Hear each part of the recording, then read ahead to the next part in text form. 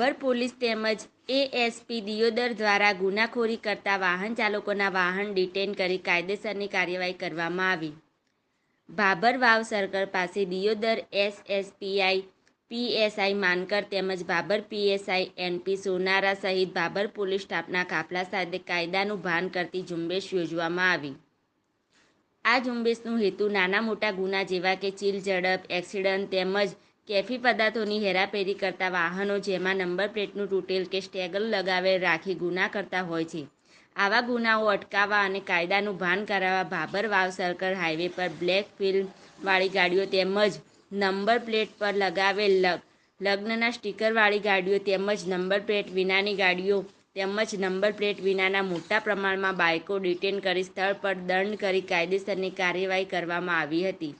1 કલાકમાં આશરે 50 જેટલા વાહનો પર કાર્યવાહી કરવામાં આવી હતી.